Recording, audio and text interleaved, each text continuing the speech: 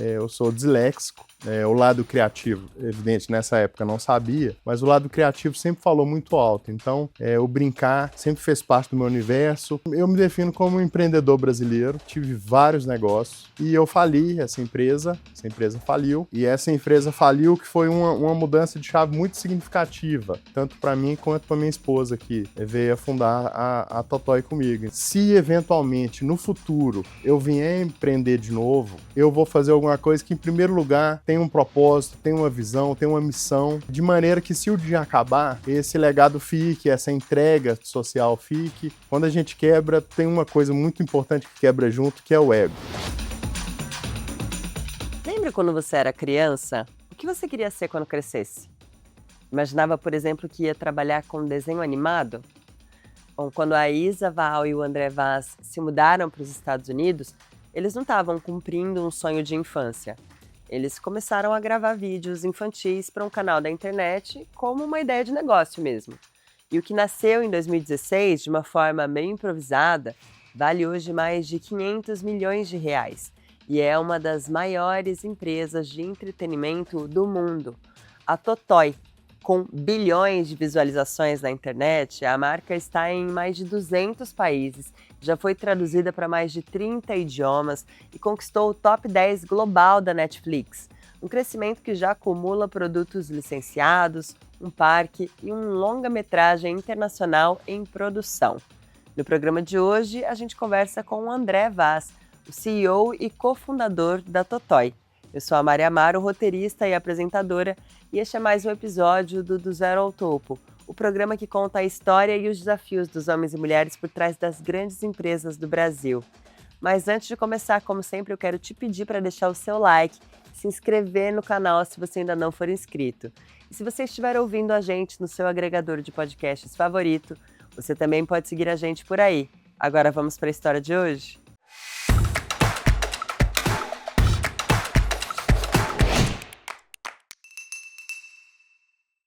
Então, André, muito obrigada por ter aceitado o nosso convite para estar aqui hoje, para conversar um pouco sobre a sua história e a história da sua empresa. Obrigada. Obrigado você, Mariana. Vamos começar do começo, bem no comecinho, porque, afinal de contas, o que você faz é uma coisa que acho que as crianças do mundo olham e pensam, pô, é uma profissão que eu gostaria de ter. Gostaria de trabalhar com desenho animado, mas antes de chegar no desenho animado, eu queria saber como que foi a sua infância e se você sonhava em trabalhar com isso algum dia? Nunca imaginei. Eu tive uma infância dividida entre Minas e o Nordeste. Minha mãe é pernambucana, de Recife, meu pai mineiro do interior. Então eu cresci entre esses dois universos. E o brincar sempre teve um papel muito, muito significativo na minha infância. Eu sou disléxico, então o lado criativo, evidente, nessa época não sabia, mas o lado criativo sempre falou muito alto. Então, o brincar sempre fez parte do meu universo. Como eu tinha limitações na escola, sob o ponto de vista de escrita e leitura, as animações, elas eram um espaço de acolhimento. Eu assisti desenho animado, era um espaço confortável de acolhimento. Então, eu amava assistir desenho, mas não imaginava que um dia ia trabalhar, fundar uma empresa de animação e construir a Totoi. E antes disso, muito antes da Totoi, também você teve outros trabalhos, né? Como que a sua carreira foi se desenvolvendo nos primeiros anos, depois que você cresceu, não assistia mais desenho? Qual que foi a profissão que você escolheu, por exemplo, no começo? Mas eu me defino como um empreendedor brasileiro. Tive vários negócios. Meu pai foi um pequeno empreendedor, a vida inteira empreendeu, e eu segui o caminho do meu pai. E criei várias empresas, algumas de mais sucesso, outras de menos sucesso, e por volta de 2012 eu tinha um negócio já escalado, bem sucedido, e eu fali essa empresa faliu.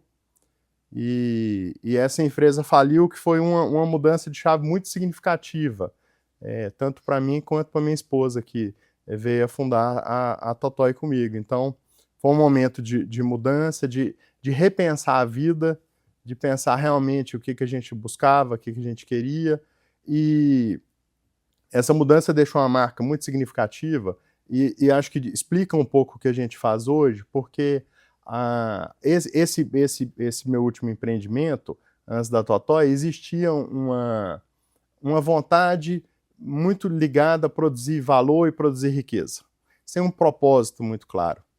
E quando essa empresa fechou, eu parei para olhar para a minha vida e falei, olha, se eventualmente no futuro eu vier empreender de novo, eu vou fazer alguma coisa que, em primeiro lugar, tem um propósito, tem uma visão, tem uma missão, de maneira que, se o dia acabar, esse legado fique, essa entrega social fique. E aí eu e minha esposa, nessa época, decidimos recomeçar em Nova York, a princípio para estudar. Minha esposa é psicóloga de formação e vários anos trabalhou com recrutamento, com clínica, e ela sempre dizia, André, você tem uma veia artística.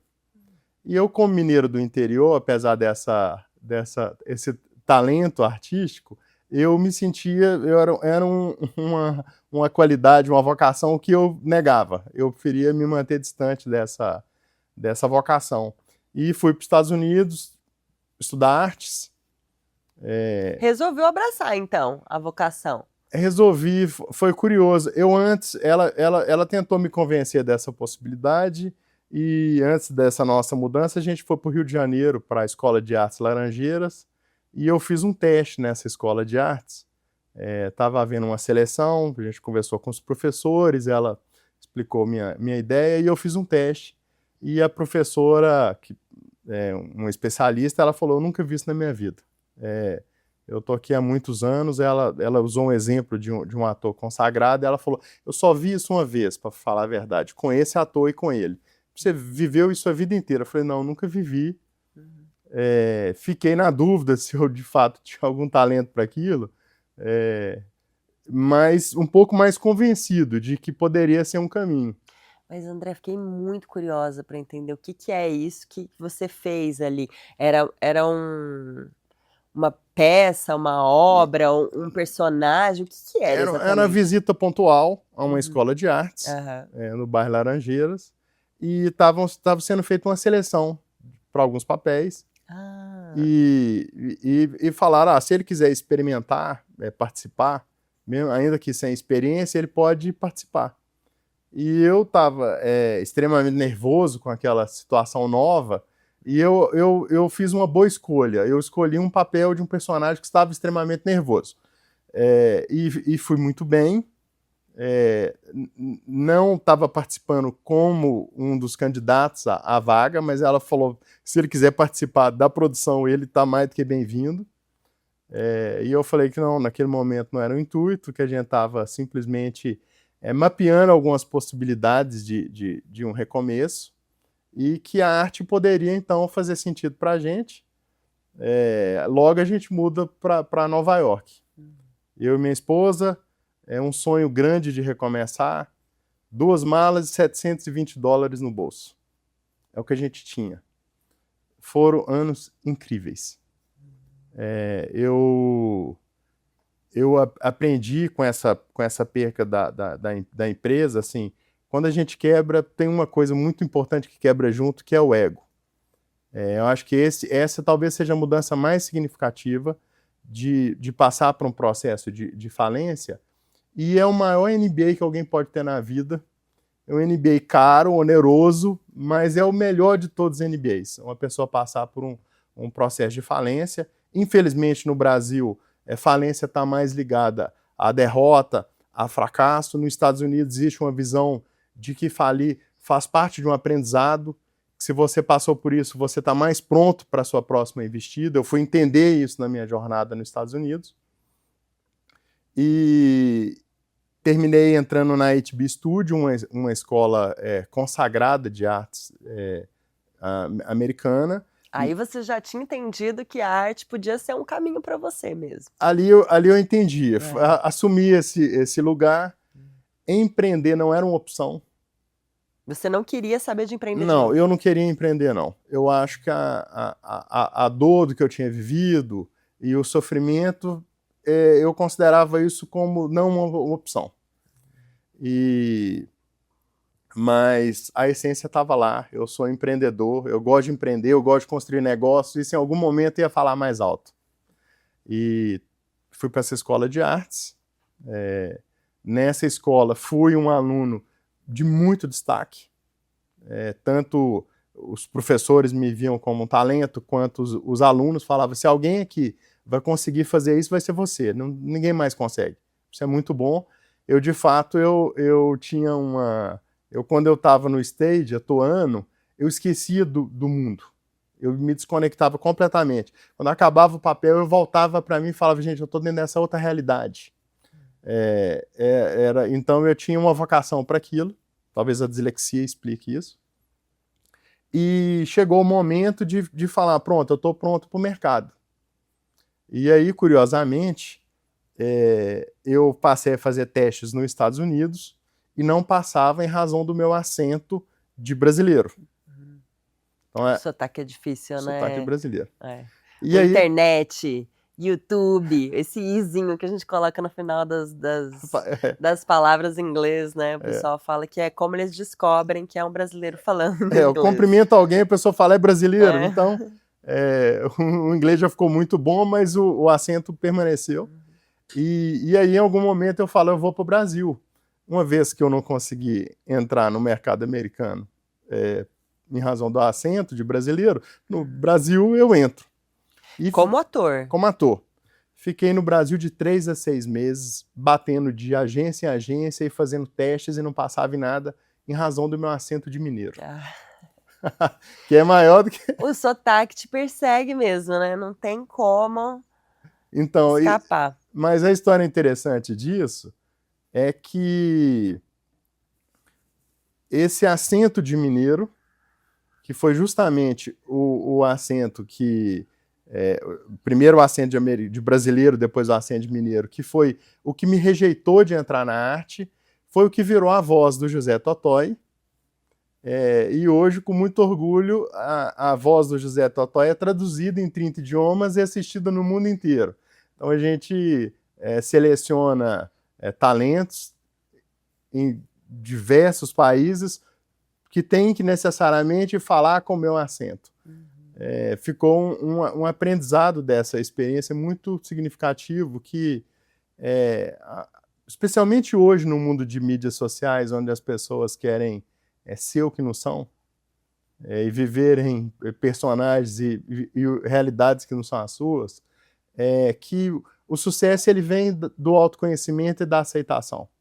Eu acho que eu acredito em desenvolvimento, evidente, mas eu acredito muito no autoconhecimento da pessoa se aceitar como ela é. Que essa experiência que a gente teve com o José especificamente foi muito forte falar, gente, é a minha voz, é a voz que não servia para os Estados Unidos e não servia para o Brasil, hoje é uma voz de um dos personagens mais assistidos no mundo. Então, aceitar aquilo que em vez de mudar. Eu acho que isso faz parte também do sucesso e da verdade que você tem que colocar no que você está entregando. E você, então, estava nesse momento, vamos tentar retomar aqui um pouquinho a cronologia, só para eu entender. Você tinha feito já esse curso como ator, né, nos Estados Unidos, não conseguia papéis lá, veio para o Brasil, tentou os papéis aqui também, não conseguiu. E aí, você voltou para os Estados Unidos? Em que momento que surgiu o José e a Totoi? Muito bom, Mariana. Voltei para os Estados Unidos, arrasado. Falei, esse projeto não funcionou. E na época, eu já estava assistindo esse movimento, onde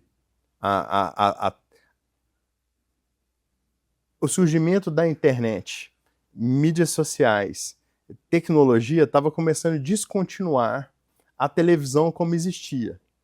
E o controle estava saindo da mão da televisão, indo para a mão do usuário. E eu já estava acompanhando esse movimento, e quando eu voltei, eu entendi que uma das possibilidades de eu me expressar, já que eu não consegui entrar na indústria, poderia ser através do YouTube. E aí a gente começou alguns testes, pilotos dentro do YouTube. Vídeo sobre turismo, culinária, empreendedorismo. Um dos projetos que mais tracionou era para falar de empreendedorismo. Eu não me sentia nada à vontade para falar de empreendedorismo, apesar de conhecer da matéria, eu não me sentia confortável em razão do meu fracasso. Então, a gente começou essa busca dentro do YouTube e a Isa, acompanhando o comportamento de algumas crianças, filhas de amigas, a Isa teve a visão, ela falou, André, as crianças estão cheias de opções, TV por assinatura, streams, DVD na época, né, que hoje já virou passado, mas elas querem assistir o YouTube. Existe alguma mudança aqui e tudo que tem no YouTube é de baixíssima qualidade. Eu acredito que a gente possa fazer algo melhor. E aí, Mariana, é curioso, porque quando eu escutei aquilo, veio uma certeza tão forte, tão absoluta, de que aquele seria o caminho. Eu não sei explicar, eu já tentei entender a razão pela qual essa certeza foi tão sólida, mas naquele momento a gente falou assim, gente, é isso que a gente vai fazer da vida. Isso faz muito sentido com o meu talento, com o que a gente está buscando. A gente quer ter um projeto que tem impacto. A gente entende a responsabilidade de falar com esse público infantil. Então, nascia ali a Totói. Na época, houve aquela euforia do início de um projeto. Então, vamos fazer longa-metragem, vamos fazer animação. E aí, logo na sequência, veio o balde de água fria da realidade, de dizer nada disso que a gente quer fazer, a gente consegue fazer, sob o ponto de vista de investimento. E aí a gente tomou a decisão que hoje, olhando para trás, eu falo foi muito inteligente. A gente decidiu fazer com o que a gente tinha, não com o que a gente não tinha. Então, a ideia inicial era fazer animação 3D, no dia 1. A gente não tinha condição nenhuma de fazer animação 3D, mas existiam uns brinquedos na minha casa que minha irmã tinha comprado para fazer um envio para o Brasil. E eu pedi para ela permissão de abrir aqueles brinquedos para a gente gravar um piloto com os brinquedos do projeto. Eu estava na escola de arte, eu estava acostumado em improvisação, já tínhamos câmeras, equipamentos ali para produzir alguma coisa. Fizemos um primeiro piloto, subimos no YouTube, minha irmã assistiu, todo mundo gostou. A gente falou, opa, peraí, tem um caminho aqui. E aí desse primeiro episódio, passando 6 meses depois, o YouTube o Google liga pra gente recebe um telefonema do Google, e o Google dizendo que a gente tinha virado um case internacional na plataforma. Que a plataforma queria entender quem estava por detrás daquilo, porque imaginava-se que fosse uma empresa estruturada, e era eu e minha esposa. Era eu e a Isa. Vocês continuaram publicando nesse período? Continuamos. Continuamos publicando. E com o ano a gente se tornou o maior canal do Brasil, de acordo com o Social Blend, de mais visualizações, mais tração. E esse foi o início. Eu acho assim, esse foi o início. Um início difícil, uma ideia simples, mas poderosa. E a gente acreditava que a gente poderia, através de um conteúdo simples, preservar e enriquecer a infância, resgatar o brincar que estava sendo esquecido, cuidar das crianças, entender as ferramentas digitais como ferramenta de transformação e não simplesmente como um espaço para hipnotizar as crianças, para gerar vício, porque isso seria excesso. A gente entendia aquilo como uma ponte de levar a criança para um outro mundo. E esse sucesso inicial que se deu através do brincar, em um determinado momento a gente falou assim, a hora de fazer a transição, de fazer aquilo que a gente acreditava no dia 1, e aí vem o medo, que é curioso, né? A gente tá no programa do Zero ao Topo, a gente veio do sub-zero ao topo. E sub-zero em todos os sentidos. E quando a gente conquistou já um sucesso razoável, um espaço, veio o medo de mudança. Eu falei, peraí, a gente vai mudar isso aqui? A gente já era uma referência naquilo que a gente fazia. Vocês já conseguiam se sustentar com aquele canal, já era um empreendimento mesmo, já era um negócio. Já era um empreendimento. O primeiro capital que a gente aportou foi os recursos que a gente deixou de pagar nosso aluguel para investir na compra dos primeiros brinquedos. É curioso que eu escuto alguns empreendedores, né, contarem suas trajetórias, que, por exemplo, eu comecei no cheque especial. Eu falei, quem me dera eu ter cheque especial nessa época. Nem cheque especial a gente tinha. E a gente deixou de pagar aluguel e eu falei para a Isa, confia, vai funcionar, vai dar certo. 2 meses depois chegou a nossa cartinha de despejo. Vixe. Da justiça. Fomos parar na corte. Parar na corte, a minha esposa grávida do nosso primeiro filho. Eu me lembro de sentar na recepção, eu dei um Google. Primeiro eu fui na administração do edifício, falei, a gente tem um projeto sério, e a gente está trabalhando para fazer essa virada de vida, e vai funcionar o prédio em Nova York, imagina. O problema é seu, se vira com o seu problema. E aí eu dei um Google, e o Google falou que existia audiências, tais dias de semana, na corte tal, que bastaria atender nesse espaço. E ali foi eu e minha esposa.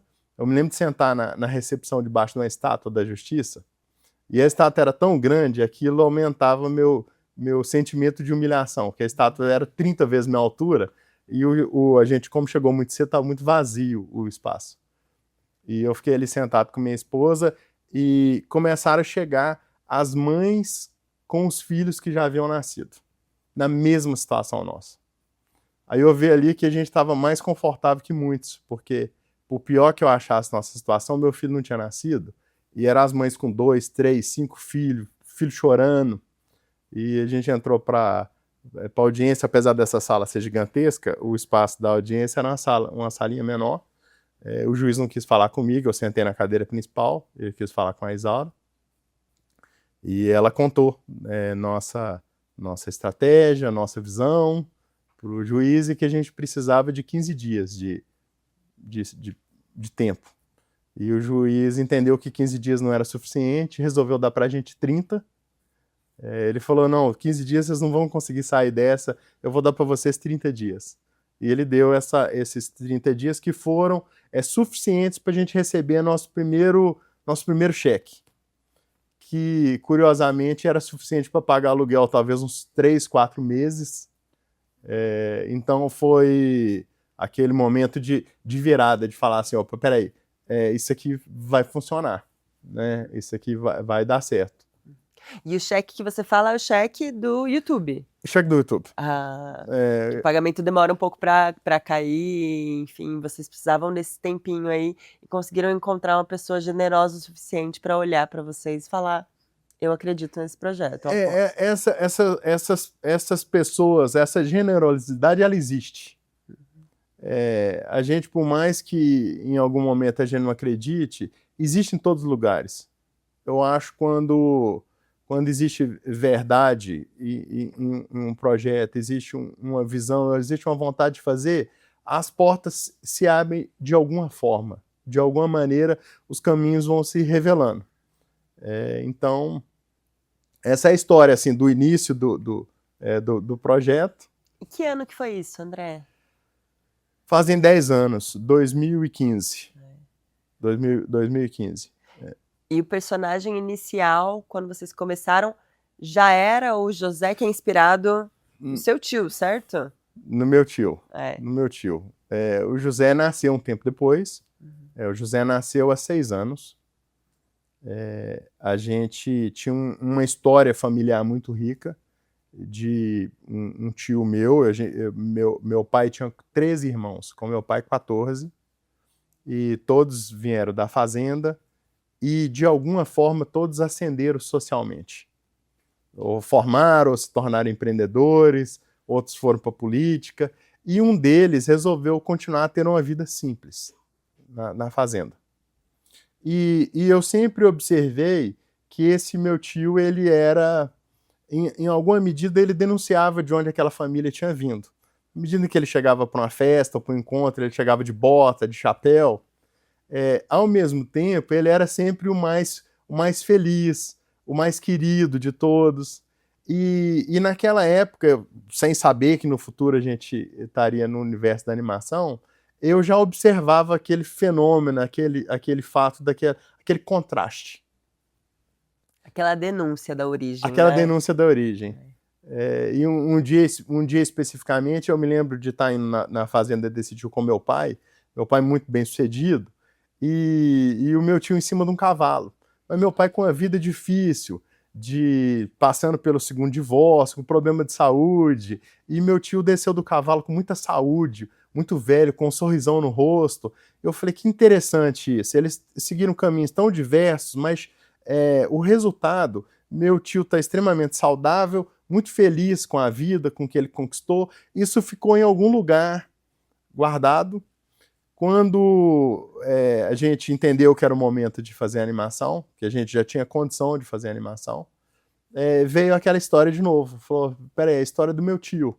Ali tem uma mensagem muito rica, tem valores muito sólidos, e aí surgia o primeiro episódio do José, que define muito do que é a cultura do nosso negócio. A gente não podia errar, porque a gente queria fazer animação 3D, que é a animação mais cara do mundo. Hoje, quando se fala em animação 3D, se fala em animação 3D para cinema, não se fala em animação 3D para o YouTube, especialmente com elementos storyteller, que são histórias, porque quando existia animação 3D no YouTube, dizia respeito a musical. São ciclos repetitivos, então fica mais barata a produção. Mas a gente queria fazer o storytelling, que sempre foi o DNA da marca, com animação 3D. E o primeiro episódio saiu e foi um sucesso, e de lá para cá o José vem ganhando o mundo, os streamers, as empresas aéreas, e a Totói vem se transformando nesse ecossistema, onde a gente entrega conteúdo, experiência, produto, música, enfim, todo esse universo que vem sendo construído através da marca, não só no Brasil, mas no mundo inteiro. O José é o personagem mais conhecido, mas antes dele vocês trabalhavam então com personagens diferentes, com não personagens específicos. Como que era o trabalho antes de chegar nessa joia, né, que é o José? Então, Mari, a gente comprava brinquedos que não eram personagens e a gente dava vida a esses brinquedos. A gente criava personagens através desses brinquedos.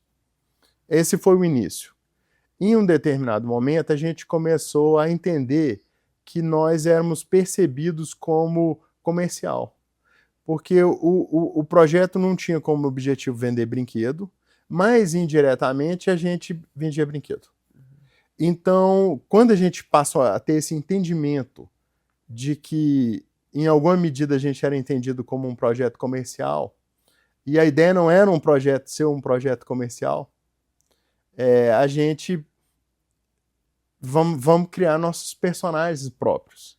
Então foi ali que nasceu o José. Hoje a Totói é a empresa. Por debaixo da Totói existe o José, que é a sua grande estrela, e existe a Sara, que é uma outra série também de muito sucesso, com números incríveis. Então são nossas duas propriedades. A gente tinha a visão inicial de criar inúmeras propriedades. No decorrer dessa trajetória, a gente entendeu quanto difícil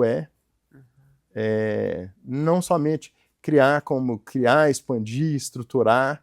Então a gente decidiu pisar um pouco no freio na ideia de outras propriedades, levar o José para o lugar que o José merece, na sequência a Sara, para então falar em outras propriedades e outras criações. E a Totói é um nome muito divertido, né? Quem que pensou nesse nome? Como que foi a decisão para vocês terem esse nome? Não era Totói no início, não. Era Toy Kids. Eu observei que as crianças gostavam de repetição, eu achei engraçado. Tinha o toy, que guardava relação, né, com o brinquedo, sim, que era a maneira que a gente iniciou.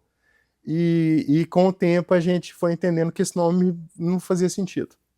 Ele era muito longo, a gente tinha que ser mais simples, mais direto, e ele veio passando por processo de rebranding, onde ele terminou hoje como Totói. E hoje qual que é o tamanho da operação? Vocês têm operação no Brasil também, nos Estados Unidos? Quantas pessoas estão trabalhando? Qual que é o faturamento? Quais números você pode abrir para a gente?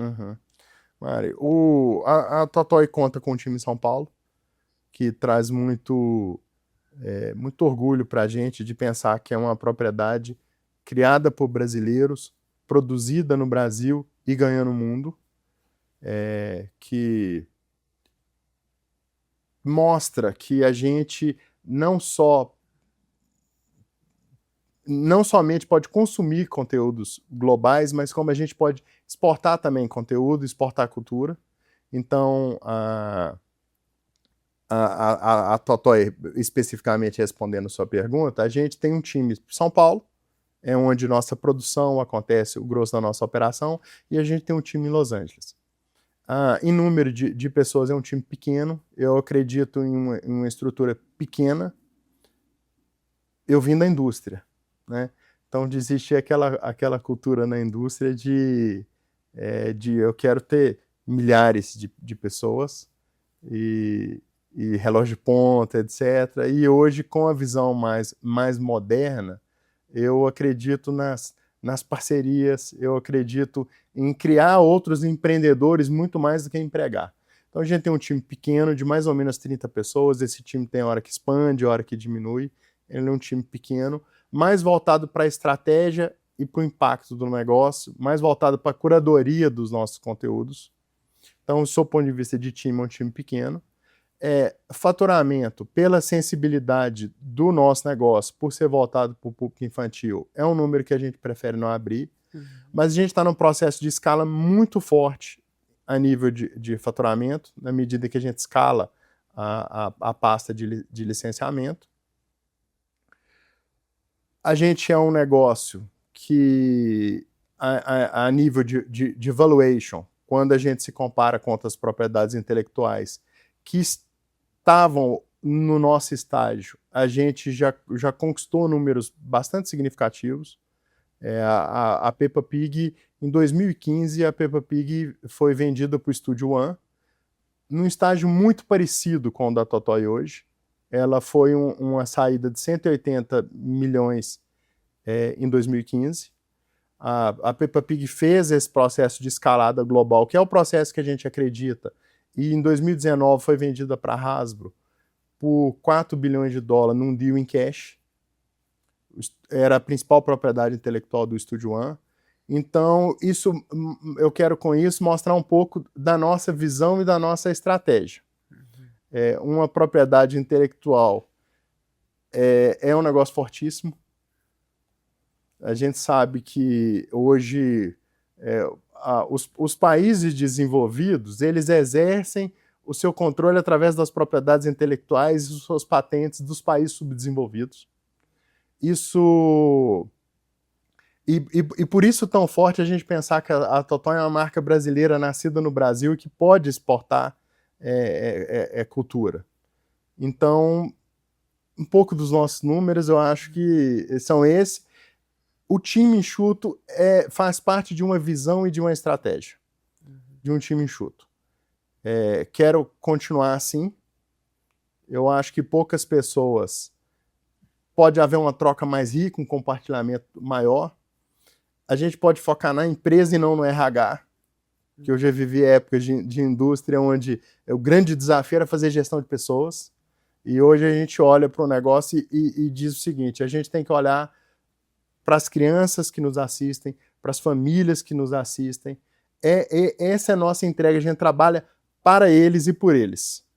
De maneira que o time é pequeno para a empresa ficar leve e voar alto. Eu acho que seria essa a lógica. E vocês, hoje, como que se dividem, você e a Isa? Quem tem um CEO do negócio, por exemplo? Qual que é o papel de cada um de vocês? Eu sou o CEO da Totoi, responsável pela visão, pela pasta criativa, eu sou o motor criativo da Totoi. A Isaura atua muito mais na condição de que guarda os valores da Totoi, a essência da Totoi, o cuidado com esse conteúdo. Acho que a visão feminina tem um papel muito grande no cuidar. E como a marca que nasceu para cuidar da infância, para preservar essa infância, o papel da Isa é na condição de guardiã dessa visão que a gente tem de cuidar da infância. A Isa também é psicóloga, né? Então acho que isso ajuda ali a saber quais assuntos, como abordar, né? Ter técnica também para abordar os temas educacionais que vocês passam, né? Mara, a gente, logo no início, antes do nosso primeiro conteúdo, a gente produziu um workshop no espaço do Google com especialistas renomados em diferentes áreas, para se pensar num conteúdo, num formato que entregasse diversão para as crianças, mas que entregasse segurança e educação que os pais esperavam. Desse workshop saiu um manual de diretrizes do que a gente deveria ter e do que a gente deveria não ter. Depois desse primeiro manual de diretrizes, a gente passou a contar com especialistas parceiros em diversas áreas, mas o principal nome que eu posso e devo trazer é da Monique Heisman, que é uma pós-doutorado da USP em educação infantil, que assina todos os nossos conteúdos, de maneira que a gente possa ter a garantia que a gente está entregando o melhor para as crianças. A responsabilidade de entender o peso do que a gente fazia, ela veio muito cedo. A Isa é filha adotiva e a gente estava com 3 meses de produção de vídeos e a gente recebeu uma mensagem de uma criança dizendo que ela era filha adotiva, que ela estava num centro de adoção e que ela não tinha pai e mãe e que eu e a Isa representávamos para ela o pai e a mãe dela. E naquele momento a gente entendeu o impacto e a responsabilidade do que a gente fazia. E hoje, com a audiência no digital, que já passa 49 milhões de fãs e seguidores, por detrás desses quase 50 milhões, a gente pode falar que tem 100 milhões de pais e mães por volta, é uma responsabilidade muito grande de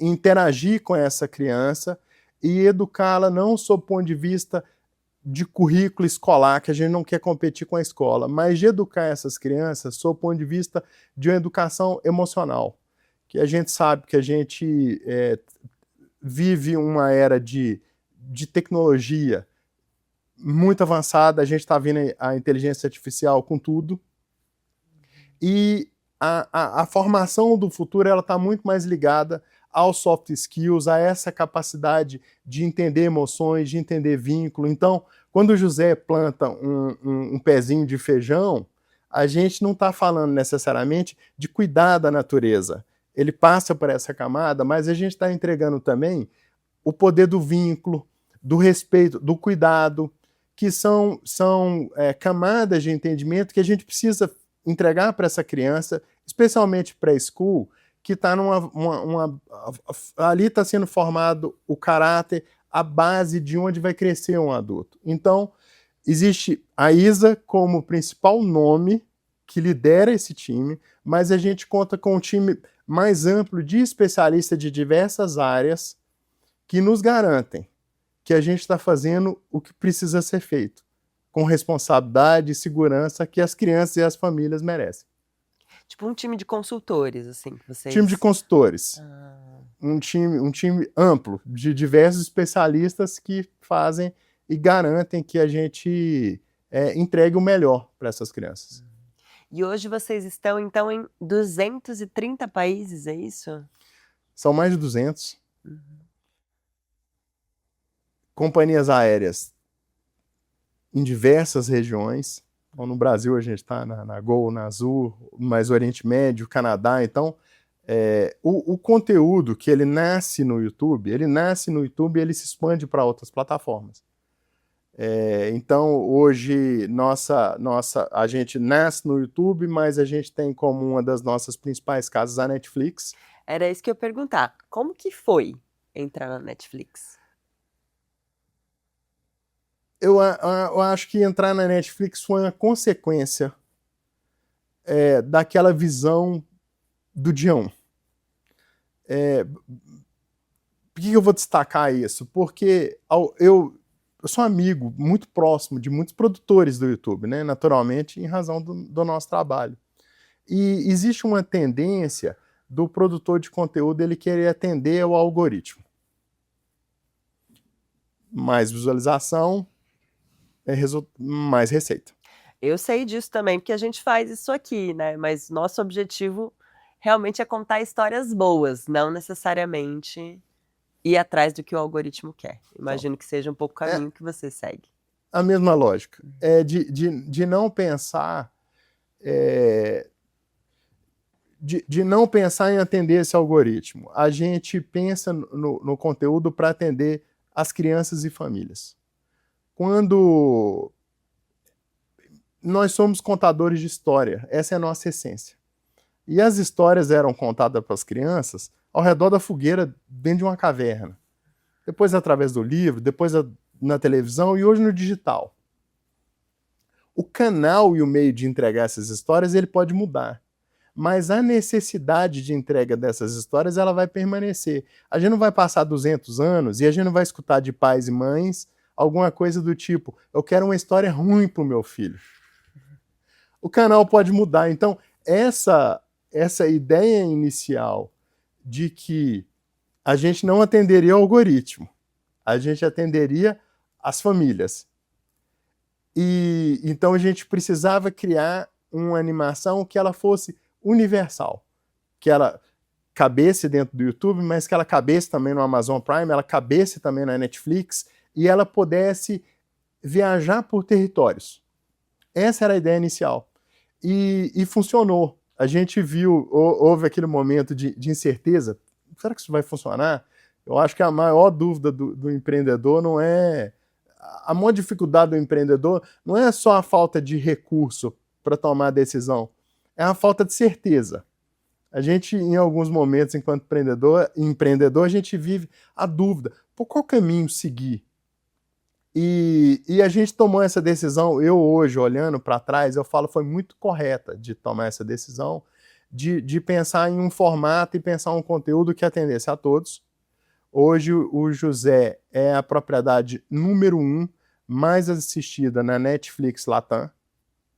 O José, por 2 semanas, foi a propriedade intelectual mais assistida do mundo na Netflix, sem estar disponível no mundo na Netflix. Isso é uma conquista muito única.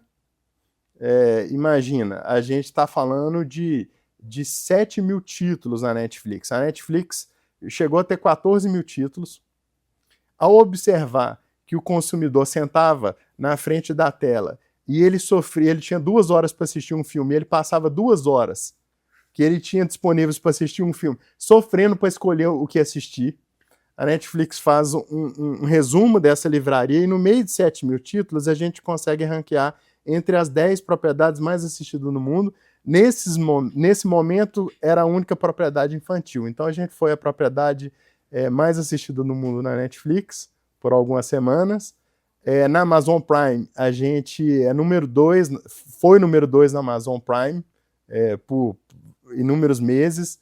Então é um conteúdo em um formato que ele atende diferentes canais e diferentes plataformas. Isso maximiza muito nossa possibilidade de alcance com o mesmo conteúdo. A gente pode atingir mais plataformas em mais territórios. É uma história impressionante mesmo. E você faz a voz, certo? Tanto do José, quanto daquela mão ali que meio que organiza ali, ajuda o José a organizar as ideias dele também, né. Como que é para você ver a sua voz ali destacada? As pessoas costumam reconhecer a sua voz? Porque você é um ator, né, afinal de contas, você está trabalhando como ator finalmente também. Mariana, é engraçado que a, a, é o famoso vários chapéus do empreendedor. O empreendedor ele faz gestão, ele faz contabilidade, ele atua, e entre esses vários papéis existe esse papel de dar voz ao José, que é um papel que eu me orgulho muito e, e que é onde eu me encontrei enquanto artista. Naquele momento eu estou no papel de artista, e é muito comum eu estar num táxi ou na rua, ou num salão, e eu começo a falar, a pessoa, eu te conheço de algum lugar, e tem alguma coisa familiar aqui, e aí eu explico o que eu faço, a pessoa fala, eu não acredito, que eu escuto sua voz o dia inteiro na minha casa. Então, eu achei que fosse uma imagem, mas é sua voz que eu estou familiarizado, né? Eu escuto isso com frequência e é gratificante, né? É sinal de que a gente está cumprindo esse papel de impactar a vida das pessoas, esse reconhecimento público. É. E você falou aqui de vários momentos que vocês passaram, várias dificuldades que vocês tiveram, mas qual foi o momento mais difícil para a empresa nesses anos, nesses pouco mais de 10 anos que vocês têm? Eu acho que o momento mais difícil foi o começo. Eu entendo que quando a gente iniciou, que faltava tudo, foi o mais difícil. Foi o mais difícil. Mas faltava tudo e sobrava vontade, sobrava sonho. Então tinha esse outro lado que nos sustentava. Mas esse foi o momento mais difícil. Depois disso, eu acho que através da maturidade do que eu já havia vivido, de perder um negócio, de estar fazendo aquilo que ia de muito encontro com o nosso talento. Mariana, eu aprendi uma coisa que eu acredito que faça muito sentido, que o sucesso, ele não é resultado do que a gente quer. Ele é resultado do que a gente é. Então, o que a gente faz é simplesmente uma materialização daquela essência e daquilo que existe de verdade por detrás da gente. Você me perguntou sobre um momento difícil. Eu acho que difícil nessa jornada de crescimento que a Totós vem vivendo, de expansão global, é a gente crescer no mesmo ritmo do negócio. Porque o empreendedor ele tem que se transformar muitas vezes nessa jornada. E quando você tem um negócio de sucesso, a empresa vai mais rápido do que os fundadores. Então, tanto eu quanto a Isa e hoje nosso time, a gente vive esse processo de dizer, peraí, a gente conseguiu chegar até aqui, mas o que nos trouxe até aqui não é o que vai nos levar para o próximo nível. Então a gente vive esse processo de como caminhar junto com o desenvolvimento dessa empresa para que a gente não seja o limitador dessa empresa, para que a gente possa ser a alavanca, quem está levando essa empresa junto. Então, sobre dificuldades, foram muitas, as principais no início. Hoje a dificuldade é a gente crescer na velocidade do negócio. E você falou do negócio crescendo, né, o crescimento todo, vocês precisam acompanhar. Quais são os planos para o futuro, então, da empresa? Vocês têm um longa que está em produção, certo? A gente tem longa-metragem dos 10 filmes de maior bilheteria do ano passado. Do top 10, 5 foram infantis. Do top 5, 3 eram infantis. Em média, os top 10 faturaram somente de bilheteria 2 bilhões de dólares cada filme. Então a gente hoje está localizado na Flórida, mas a gente está de mudança para estar junto desse time em Los Angeles, a fim de produzir documentário, filme, expandir o processo de licenciamento para o mundo inteiro, fazer captações com investidores, também uma parte da nossa estratégia de expansão global, E investir e apostar em AI. A inteligência artificial, ela talvez, de tudo que a gente já viveu, ela talvez seja a transformação mais profunda que a gente vai viver. A criança, dentro desse processo, ela está sendo, em alguma medida, negligenciada. E a criança, eu aprendi com conteúdo, a gente assiste conteúdo, a criança absorve conteúdo. É outro nível de relação. E eu percebi com meus filhos, deles com muita frequência, me fazendo perguntas e eu não tendo resposta, e eles, pai, consulta na inteligência artificial, tal. E eu entendi que existe uma demanda muito grande dentro desse universo nosso, que é o infantil, de construir uma inteligência artificial voltada para a infância. Isso traz inúmeros desafios, sob o ponto de vista de segurança, mas com tudo que a gente aprendeu dentro da Totói, a gente acredita que é possível criar um mecanismo novo onde a criança possa aprender e se desenvolver através da inteligência artificial e não simplesmente ser vítima desse movimento. Imagina, é a primeira vez que a gente, enquanto ser humano, a gente cria uma ferramenta que ela descontinua a maior capacidade que nós tínhamos, que é a capacidade de pensar. Porque tudo que a gente construía era externo. A gente construía carro, prédio, avião, mas pela primeira vez a gente constrói uma ferramenta que ela tira a nossa maior necessidade, que era a necessidade de pensar e criar. Isso é disruptivo, numa medida difícil de entender e de alcançar. Possivelmente daqui a 10 anos, se a gente assistir essa entrevista, esse bate-papo nosso, a gente vai falar, opa, peraí, para onde o mundo foi? E quanta ignorância a minha e a nossa de enxergar o futuro. Então, a gente está indo para fazer longa-metragem, para expandir, sob o ponto de vista de licenciamento, mas também para apostar nesse novo futuro, que ele já se mostrou de maneira muito clara, que ele está presente, que ele vai acontecer, e tecnologia não retroage. Tecnologia anda para frente, a gente evolui para um futuro. E aí é ser vítima desse futuro ou construir esse futuro melhor. Então a gente acredita que a gente possa ser protagonista também dessa transformação e desse momento que está por vir. Olha, grandes planos, hein? A gente está caminhando aqui para o final da nossa conversa já, André, e nesse último bloco eu gosto de fazer sempre algumas perguntas repetidas para os convidados. E a primeira pergunta é: o que você faz quando você não está trabalhando? Mari, é interessante, porque quando eu não estou trabalhando, eu sou pai. Não existe não estar trabalhando, então. Porque assim, eu tenho 2 filhos, Enzo e Rafael, de 7 e 10. Quer dizer, sou pai tempo integral.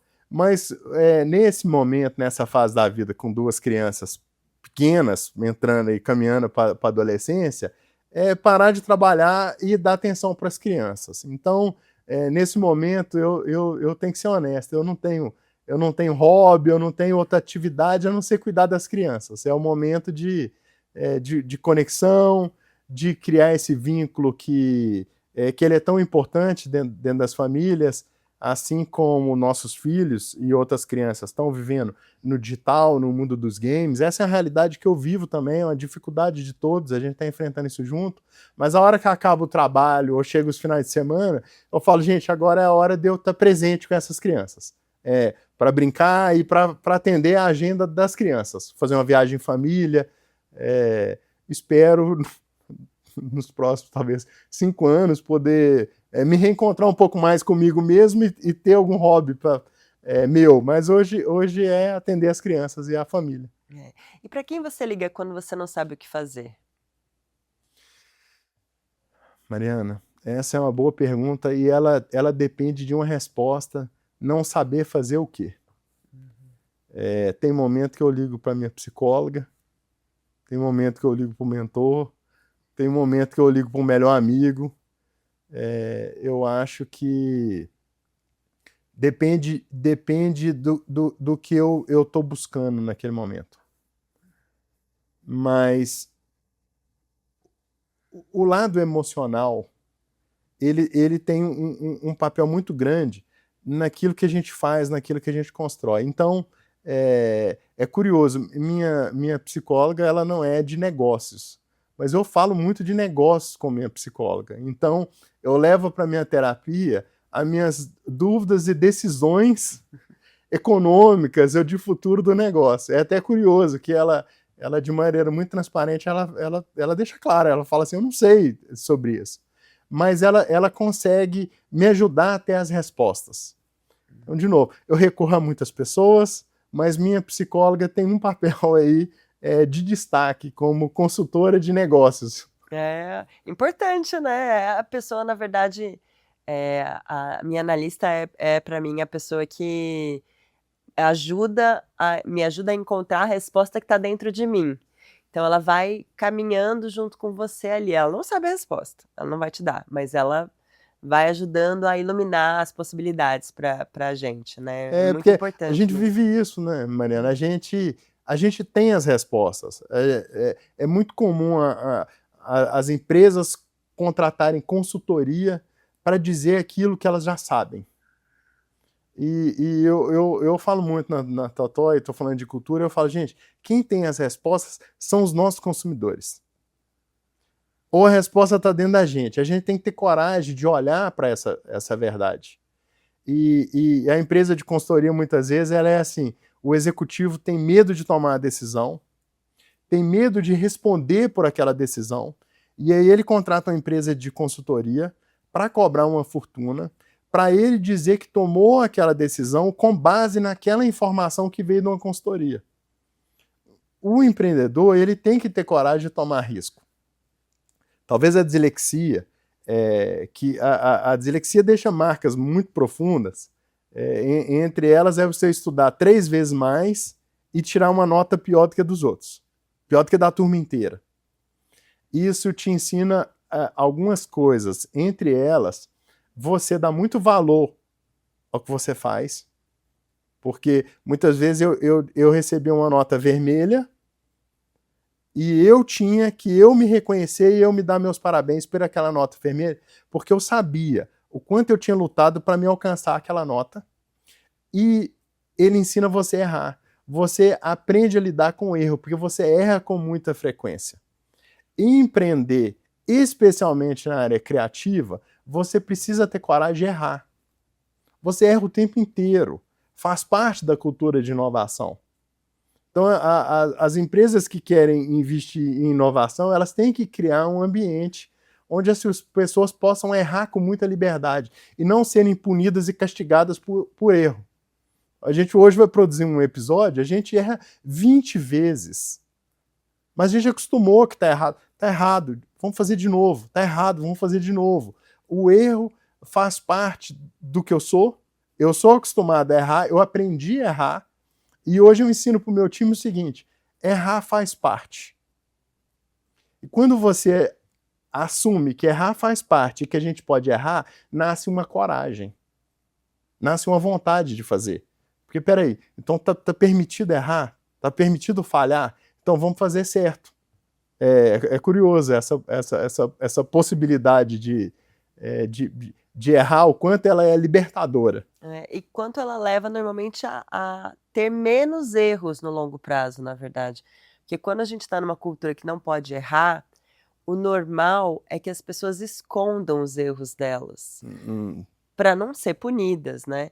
Então, quando você pode errar e pode mostrar que você errou, quem está junto com você também aprende com o seu erro, né? É muito interessante esse paradoxo. Eu não me lembro em que livro que eu li sobre isso, mas era uma ideia que fazia, inclusive, essa análise ali de 2 enfermarias, eles avaliavam quem errava mais. E aí descobriram que era a equipe B que cometia muito menos erros. Mas quando foram ver o NPS ali dos pacientes, descobriram que era muito pior, que tinha muitos problemas, mas que as pessoas escondiam. Essa aqui, que não tinha problema em falar dos erros, parecia que errava mais, mas na verdade as pessoas estavam aprendendo melhor. Nossa, que legal. Não tinha essa ideia. Acabamos virando um ensaio sobre o erro aqui, mas é muito importante mesmo para o empreendedor ter a liberdade de errar e poder errar, né? Porque é assim que a gente corrige as rotas também. E é assim que a gente aprende. Sim. A gente aprende através do erro, a gente aprende na dor, a gente tem um processo de reflexão e vem um aprendizado. Sem dor não há crescimento, sem erro não há crescimento. Então a gente precisa lidar melhor com esse cenário, com essa possibilidade de erro. Legal, esse ponto, não conhecia. E por falar em possibilidade de erro também, André, que conselho que você gostaria de ter recebido quando você começou a empreender? Ou que conselho que você mesmo daria para você no passado, se você pudesse voltar? Se eu pudesse voltar, eu acho que acreditar mais na visão que a gente tinha logo no início. Muitas vezes o empreendedor ele vê possibilidades, ele enxerga caminhos, mas ele duvida daquilo que ele está enxergando. Ele tem um momento de falar assim, isso provavelmente não é viável porque alguém não fez, ou isso não vai parar em pé. E, em última instância, quem vence não é o melhor, quem vence é o diferente. É preciso ter coragem de fazer o que ninguém está fazendo. É preciso se diferenciar de alguma forma. Então, essa coragem, porque como eu trouxe como exemplo de formar um grupo, que fazer uma curadoria de um conteúdo, a gente teve um momento de olhar para isso e falar assim, não, peraí, isso não faz sentido. Se ninguém faz, por que a gente vai fazer? E então, hoje olhando para trás, eu gostaria de ter acreditado mais na visão. Em alguns momentos, eu levei muito tempo para validar coisas que já estavam gritando, que já estavam muito óbvio.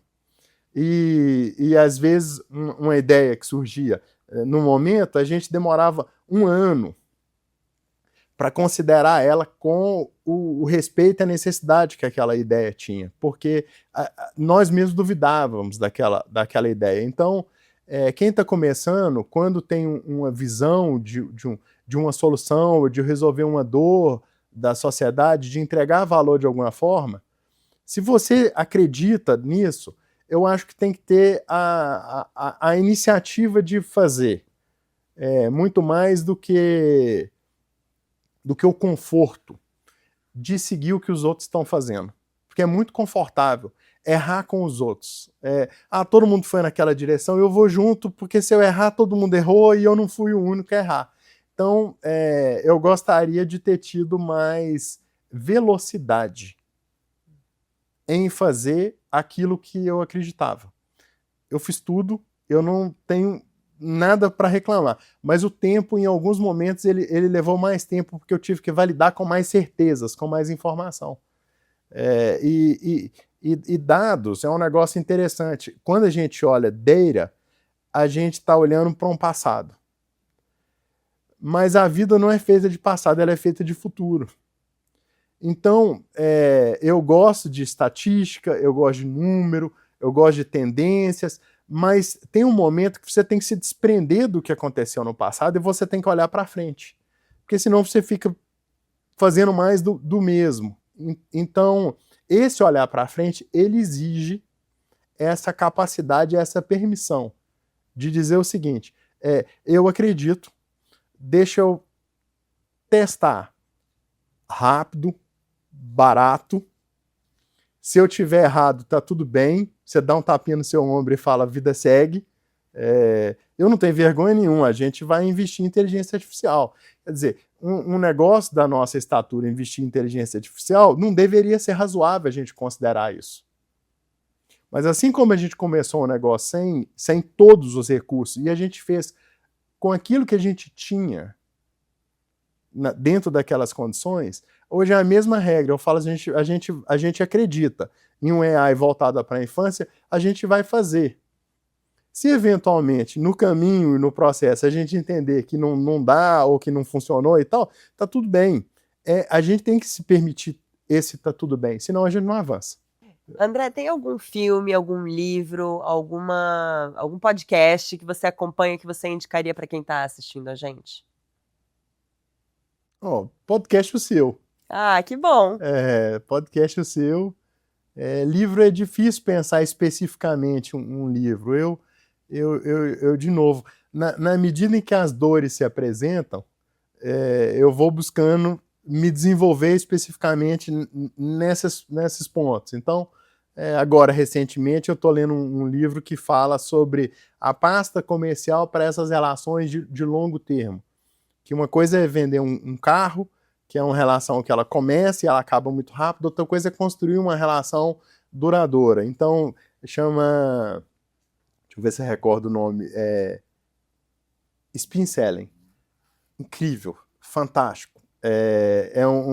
Que é uma matéria que traz uma resposta para esse momento que a gente está vivendo. Mas de uma maneira geral, eu acho que mais do que recomendar especificamente esse ou aquele, eu acho que cada um tem que olhar para a sua dor e para aquilo que precisa resolver naquele momento. Então, em várias fases do nosso negócio, do nosso crescimento, eu falo, eu preciso fazer uma imersão específica nisso. Eu preciso me tornar quase que um especialista muito rápido em iluminação, por exemplo.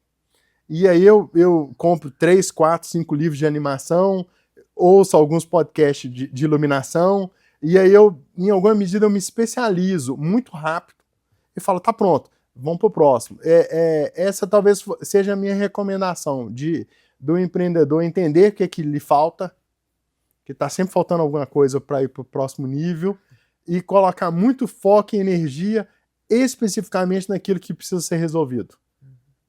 E você considera que você está no topo? Eu considero que eu estou no topo. Eu considero que a Totós chegou no topo. E curiosamente, parece um topo que você, quando chega no topo, você olha para...